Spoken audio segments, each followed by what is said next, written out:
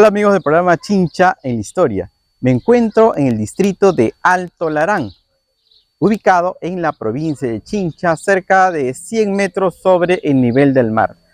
Este distrito fue creado por ley del 29 de enero del año 1965 durante el primer gobierno de Fernando Belaúnde Terry. Es conocido este distrito por tener diversos recursos turísticos como la hacienda Larán, también otros los recursos, los petroglifos de Huancor. Hay una leyenda acerca del Piedrón de Alto Larán, entre otros aspectos que hacen pues que ese distrito sea también pues muy recurrido por pobladores no solamente de la provincia de Chincha, sino también visitantes nacionales y extranjeros.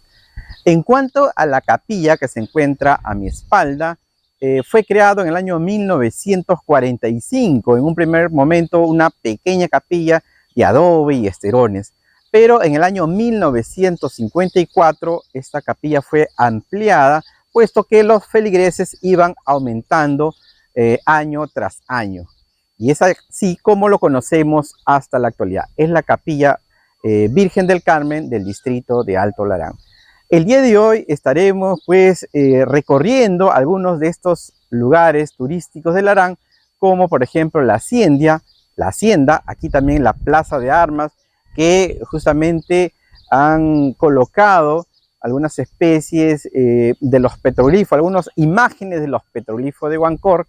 Hay historia dentro de este distrito. Hemos tenido la oportunidad también de, en una exposición fotográfica, colocar una vista aérea de Larán del año 1940 aproximadamente, tomada por la Fuerza Aérea del Perú. Es decir, cuando Larán todavía se estaba iniciando como centro poblado, todavía no era distrito, puesto que distrito alcanzó en el año 1965. Y allí se ve desde el aire, desde el cielo de Larán, la piedra, la que veremos también el día de hoy. Entonces, un pequeño circuito turístico el día de hoy para el programa Chincha en la Historia. Sea para irrigación, incluso en 1900 hay un proyecto de irrigación de la Pampa, hay un proyecto inmenso para ganar no sé cuántos 20.000 hectáreas de tierra. Ya, todos esos proyectos quedaron abandonados y finalmente recién se comenzó a interesarse para que sea un pueblo. Se formó la asociación de Pueblo Nuevo y luego lucharon por la tierra, por la propiedad y finalmente pues ya en los años 65 ya logran pues que se quede como distrito. ¿Sí? Más o menos, en forma resumida y sintética, ¿no? He hablado de los dos distritos que van a celebrar 59 años de fundación, ¿no? O aniversario político de creación como distrito. Gracias. Bien, fuerte los aplausos para el profesor Rolando. Bien, amigos visitantes, amigos de Alto Larán, verdaderamente, como dice el profesor, nos falta mucho por descubrir. Como es cierto, aquí hablamos de personajes. El primer agente de Larán que vino representando de Chinchabaja fue el señor Vicente Magallanes Jacobo en 1906 a 1980. Sí. Y también tenemos acá el señor Vicente Magallanes, le recuerda la presentación de ceremonias oficiales. Él daba todo, era como un agente municipal. Él hablaba ¿no? Y el primer alcalde, el señor Leandro Magallanes Casaico, en 1965. El señor Leandro Magallanes, ¿no? De ahí viene el señor Zenón Carrillo Navarro. De ahí viene el señor Carlos Vázquez Ramos. De ahí viene el señor Farid Magallanes Fajardo en 1984. Y el señor César Magallanes Aburto. El señor César Magallanes Aburto, del señor Carlos Vázquez Ramos viene el señor Farid Magallanes Fajardo en 1984, ¿no? Y de ahí viene el señor César Magallanes Aburto. De ahí en 1989 llega el señor Félix Magallanes Carrillo, ¿no? Y de ahí en 1990 el señor Alberto García Magallanes. De ahí llega nuevamente el señor César Magallanes Aburto en 1993 y el señor Justo Leiva Tello en 1995, ¿no? Y en el 2002 llega el señor Alberto Magallanes Mendoza, ¿no? 2 veces alcalde, no, 3 veces alcalde el señor Alberto Magallanes Mendoza. Y ahí viene la señora Ana Suticane Altamirano en el 2010, ¿no? 2 veces también alcaldesa la señora Ana Suticane Altamirano. Ya llega el señor Alberto Magallanes Mendoza y ahí viene el señor Fidencio Yello Laura, ya, ¿no? En el 2021, ¿no? Y dando ya con las últimas elecciones. Para recalcar esto, señores de visitantes que nos visitan, quiero decirles a ustedes, se compuso una canción y se dotó como un himno al distrito de Alto Larán. Muchos no lo conocen, nos falta difundir esto. Esta canción como himno fue compositado por el grupo Los Montesinos, por el señor Adolfo Timoteo, más conocido como Pellón. Él compuso una canción, pero le hemos olvidado.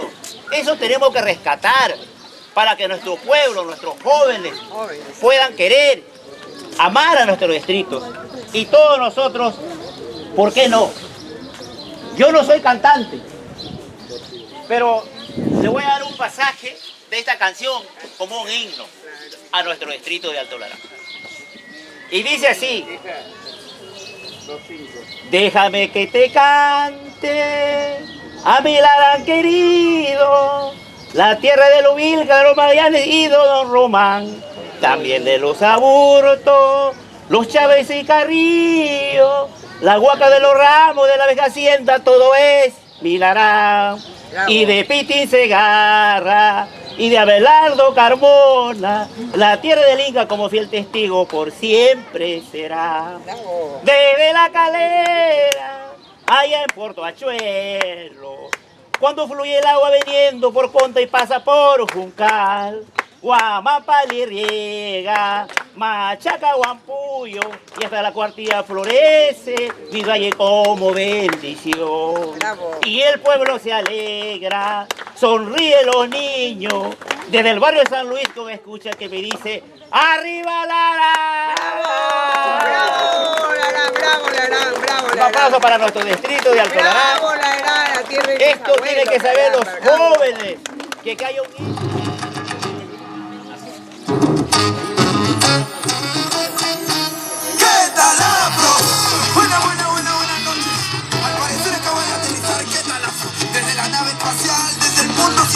Estamos aquí para presenciar el acto del ritmo y del sabor. ¿Qué? Para perder el control, mira. Con nosotros la diversión está completamente garantizada, porque traemos un ritmo directamente de las venas, del corazón de mis ancestros, para ponerme a bailar y a gozar hasta la madrugada. ¿Cómo? Así, moviendo la cintura, para abajo, para arriba, para abajo, para arriba. La fiesta que tú esperabas ya llegó con los afro, para que baile el Perú y el mundo entero. La fiesta que tú esperabas ya llegó con los fiestas. Así que ya no te resistas más, tu cinturita vamos a mover. Paga la fiesta que tú esperabas ya llegó con los fiestas. Llegó el momento que salgas de tu asiento y que te pongas en volumen al afro. La fiesta que tú esperabas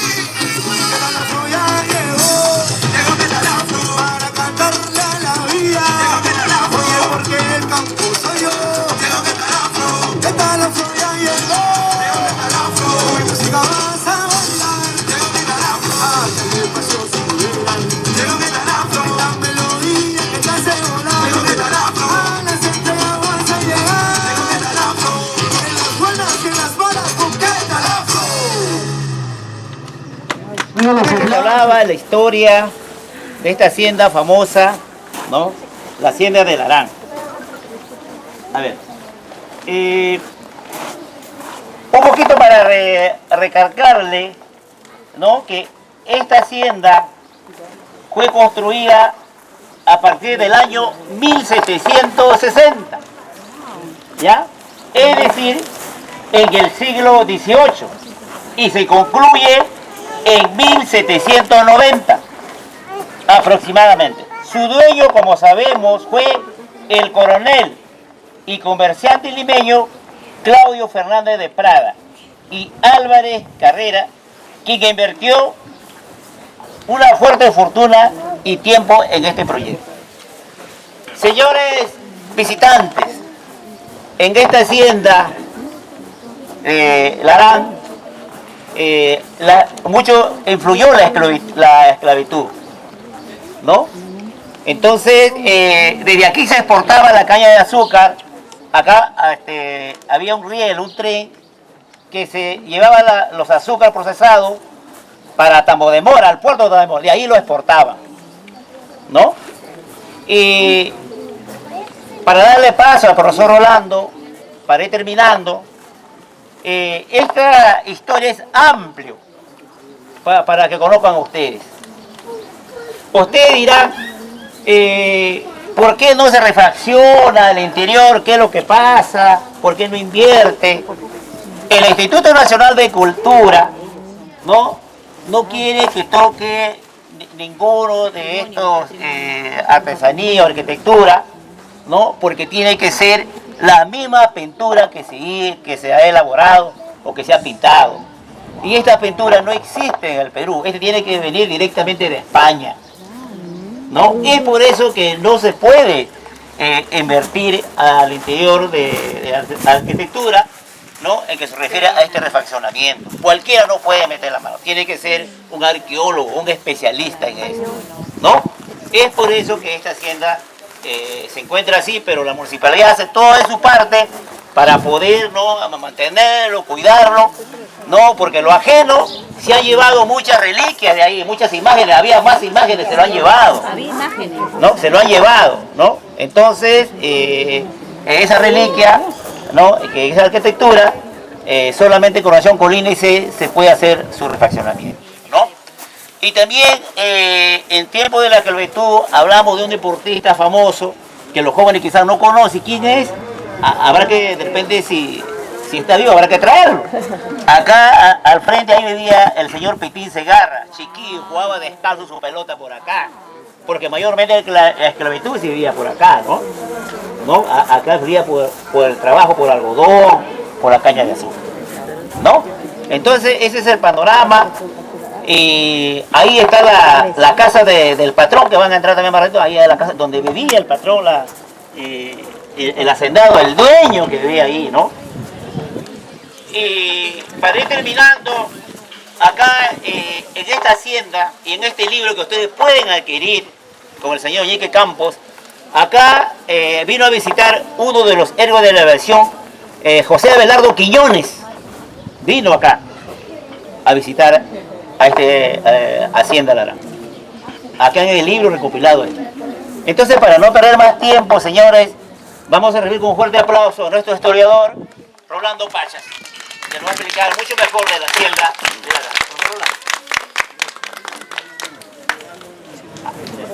Larán. Gracias. Miren, estamos en la casa Hacienda San Antonio de Larán, fundada, construida, como se ha dicho, ¿no?, entre 1760 a 1793, exactamente. Como se decía, aquí las primeras tierras pertenecieron a la comunidad, a los indígenas, a los nativos chinchanos de Alto Larán, que tenían apellidos como Huachatún, y otros apellidos nativos, Chumbiauca, etc. Ya. Estas tierras fueron ocupadas por los españoles después de muchas décadas de la conquista. O sea, estoy hablando más o menos de fines del siglo XVI, 1590, 1600. ¿Por qué se toman estas tierras por los españoles? Porque las primeras tierras que se reparten a los españoles, no solamente se reparten hombres, sino también tierras, ¿no? Entonces, en Chincha faltaron tierra para los españoles, tierras llamadas realengas, tierras que pertenecían al Estado Inca. Entonces, a falta de tierras, como cada vez venían más españoles, entonces echaron mano a las tierras de la comunidad. Ojo, las tierras de la comunidad inicialmente, según las leyes españolas, no debían tocarse. ¿No? El rey, la corona, no autorizó que no se toquen esas tierras porque era la forma como el indígena podía pagar su tributo, que servía para el mantenimiento o era un ingreso para la corona. Entonces, a falta de tierras realengas, que se llaman tierras por merced, comenzaron a repartir tierras. Eso era ilegal. Por eso es que después esas tierras que los españoles recibieron en forma ilegal lo van a componer. Hay una figura jurídica que se llama las composiciones de tierra. Entonces, en el Perú, a lo largo de los siglos coloniales, han habido como 5 grandes composiciones a nivel nacional, pero aparte ha habido composiciones a nivel local. ¿Qué quería decir una composición? Quería decir, como dicen en forma resumida, era la legalización de lo ilegal. ¿Qué significa esto? Que primero me apropio, eso es ilegal, me apropio de lo ajeno y después lo compongo, de ahí viene el nombre de composición. ¿Lo compongo ante quién? Ante la autoridad española.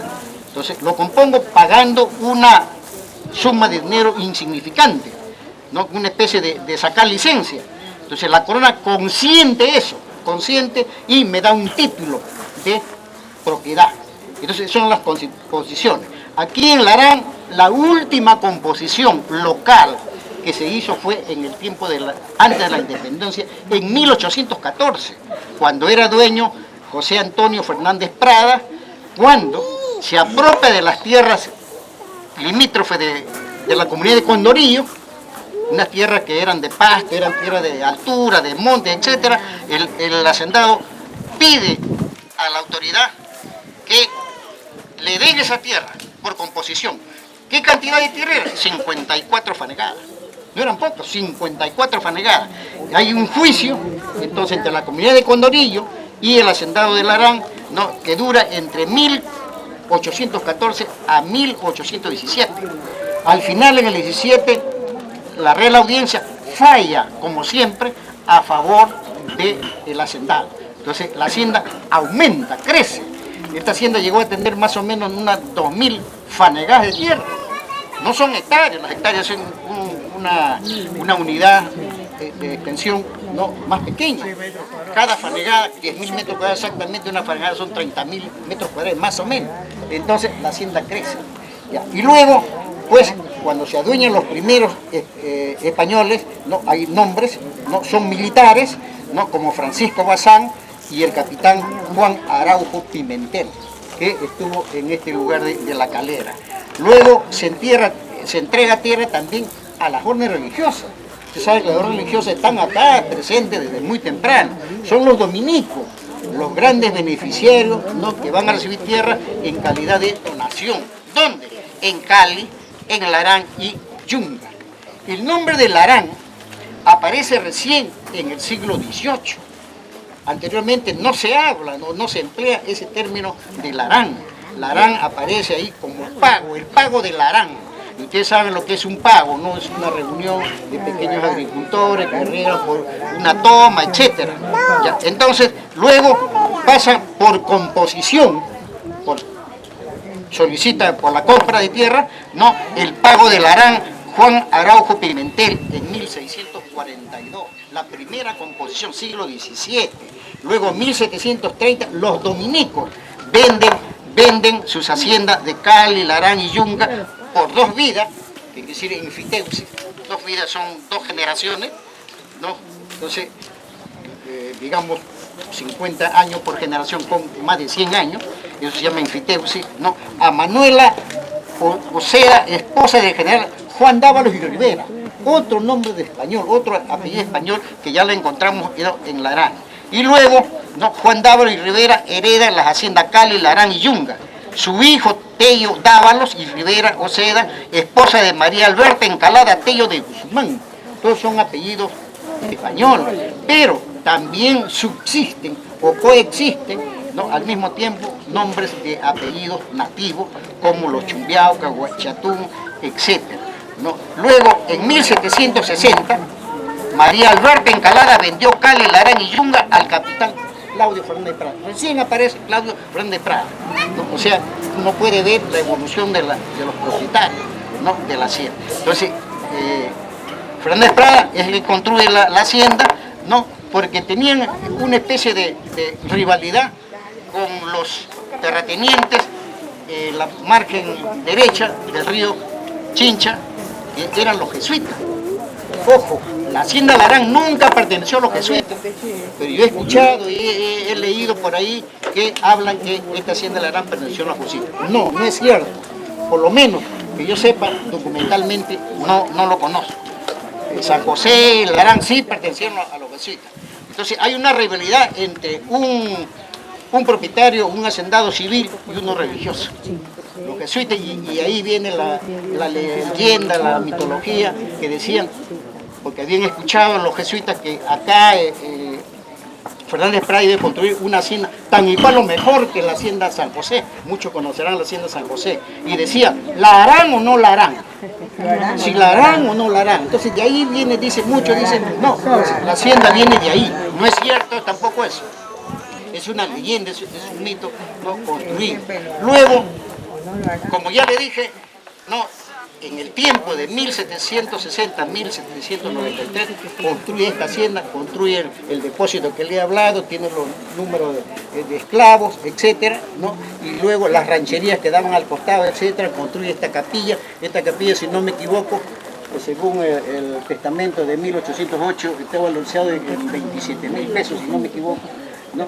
Y ustedes saben que toda hacienda, todo hacendado tenía una capilla, una especie de iglesia, para realizar las misas de sus esclavos todos los sábados, domingos y feriados. ¿Con qué fin?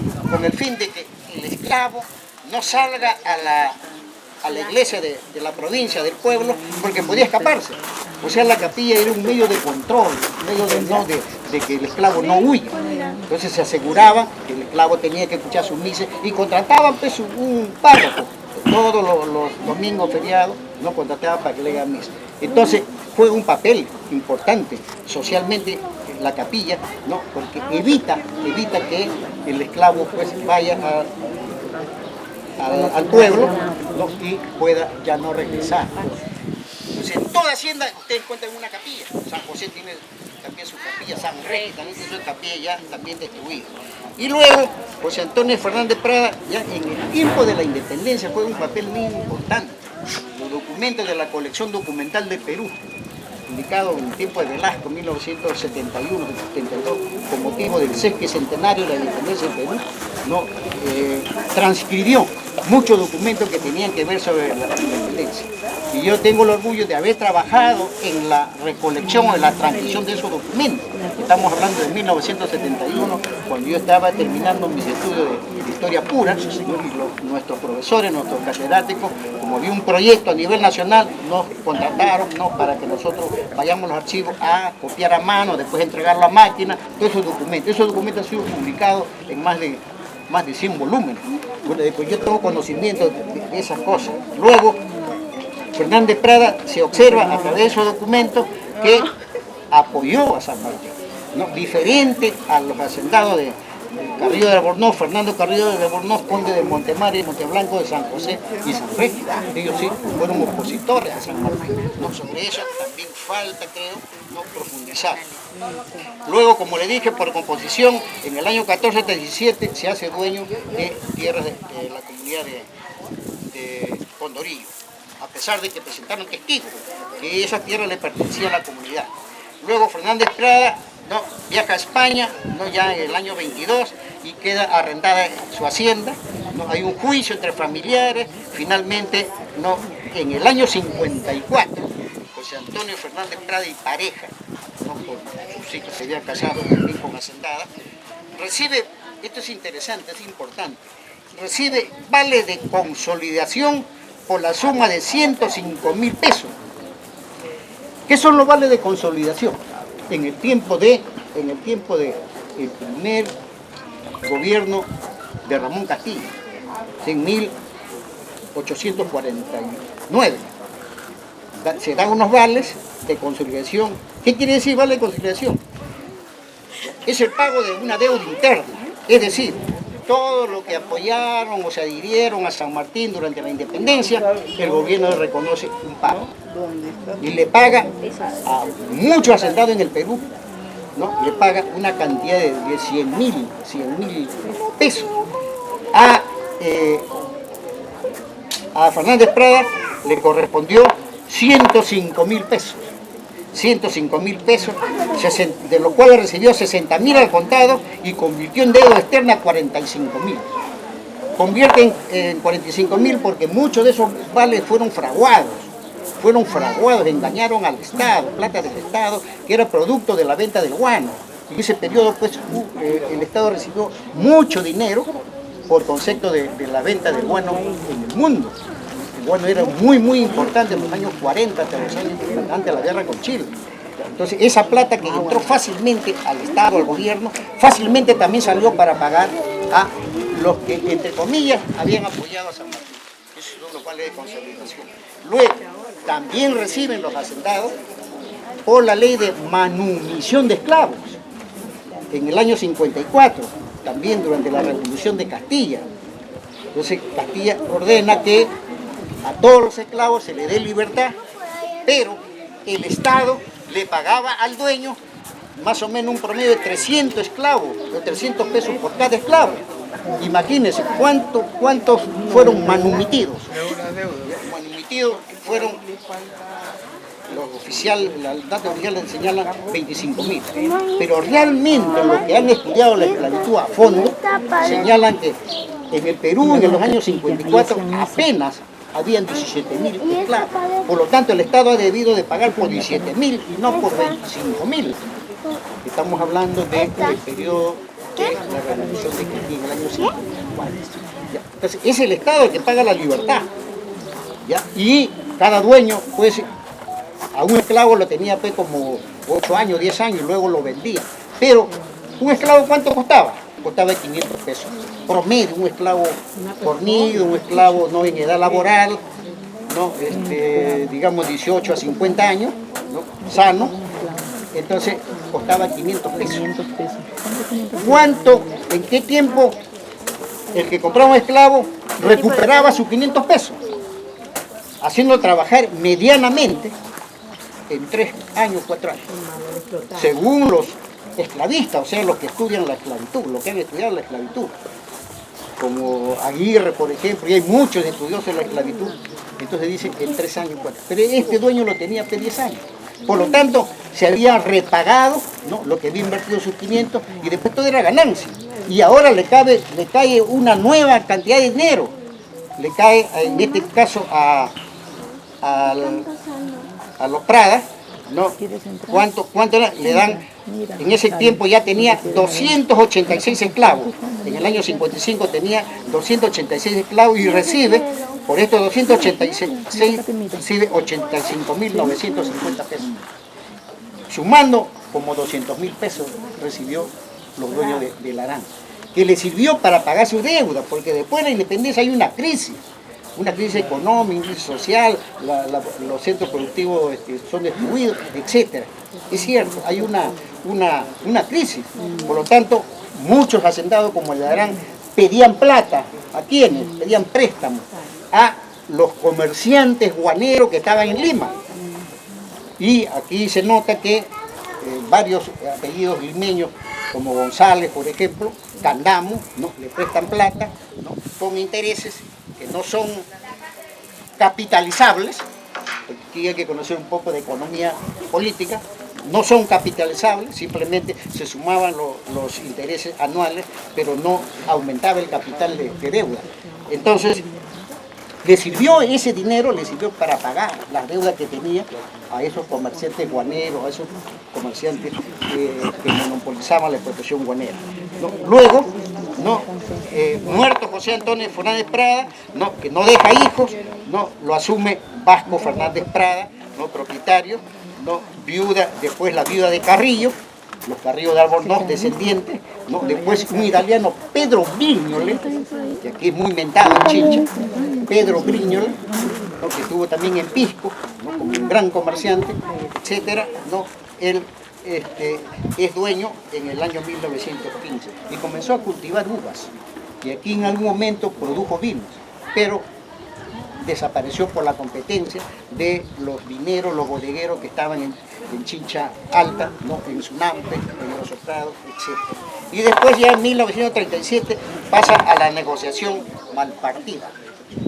Negociación Malpartida, descendiente de Domingo Elías. Y Domingo Elías, usted sabe que fue un gran comerciante, fue un gran político, un gran traficante de chinos, fue un gran traficante de esclavos incluso.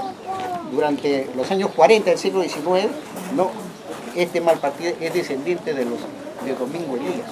Y Domingo Elías tenía pues haciendas en Nazca, en Talpa, en Ica, en Pisco, en Chinchi, aún en algunos valles del norte de Lima, como el Valle de Neteña, Guaura, por ahí. O sea, un gran político que quiso ser presidente en los años 50-52.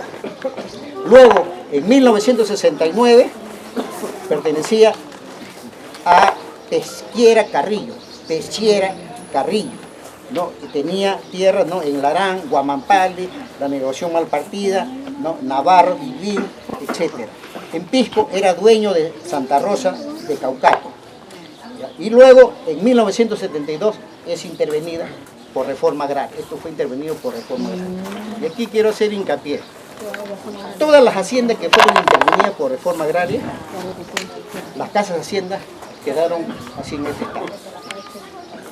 Después que lo tomaron los cooperativistas. Los cooperativistas, los socios, que mayormente no eran tanto, digamos, nativos, no eran chinchanos, eran gente de las alturas, de la tierra de Huancavelica, etcétera, que no tenían mucha educación. Esto yo, por ejemplo, lo vi en la casa San Regis, una casa también muy elegante, como la casa de San José, que en los años 74 que lo visité con varios profesores de la universidad, no, estaba totalmente destruida. Ahí vivían los que habían bajado de la Sierra de Huancavelica, eran socios de la cooperativa, ¿no? Y habían destruido toda la piscina, todos los baños, ¿no? La habían prácticamente destruido. Eso es falta de educación, falta de ver la importancia que tiene la infraestructura de una hacienda. Entonces, todas las casas, haciendas que fueron intervenidas por reforma agraria han quedado así en este estado. En varios lugares de Perú, en la costa, sobre todo. Y las casas de hacienda que quedaron en manos de sus propietarios, como Los Sillones, como San José, se mantienen. Ustedes lo conocen, es un restaurante, hotel, etcétera, porque es propiedad privada. Ellos lo han reconstruido y entonces están viviendo, pues, cuánto genera de entrada, lo están explotando prácticamente. Entonces, y finalmente en 1973, ¿no? Esta hacienda se formó la CAP, ¿no? Capayupanque, que se fundó el 23 de septiembre de 1973. Entonces, esa es una ligera evolución de los propietarios, quienes fueron sus propietarios, primeros propietarios españoles, después vinieron los descendientes, ya nacidos en el Perú, luego italianos como Briño. Esta casa hacienda, como ustedes pueden ver, ya cuando entran a ver, ¿no? Es de madera extranjera, tiene 2 pisos, etcétera. Acá abajo hay algunos espacios de depósito, ¿no? Algunos dicen que eran celdas para los esclavos que se portaban mal, para los castigos, etcétera. Todo esto era la hacienda. Hasta la parte donde está ese mirador, todo era porque allá hay construcciones antiguas, ¿no? De igual manera atrás también. Se tenía muchas fanegajes de tierra. Lamentablemente no se puede reconstruir, porque es todo un proceso. El año pasado acá vino un ingeniero arquitecto de la UNI para graduarse de arquitecto en la UNI y presentó un proyecto para reconstrucción. Yo lo acompañé, estuvimos acá, ¿no? Y él presentó un expediente interesante, no sé si la municipalidad lo conoce, ¿no? Y él dice que es difícil reconstruir, es como un trabajo arqueológico, ¿no? Y hacer excavaciones, eso demanda de millones y millones. Ninguna institución del Estado, los municipios menos, están en condiciones de poder invertir un fuerte capital para que esto se reconstruya. Esto tiene que ser a través de una ONG, a través de instituciones extranjeras, etc. No, bueno, eso es lo que le puedo decir en forma muy general. Bien, fuerte los aplausos para el profesor investigador Rolando Pacha, que ha tenido una exposición sobre nuestra hacienda de Estado de Alto Larambe, ¿no? De una buenos genes, ¿no? de robustos para que puedan trabajar sobre todo la tierra, ¿no? Entonces esta hacienda tiene mucha historia y también tenía una cárcel.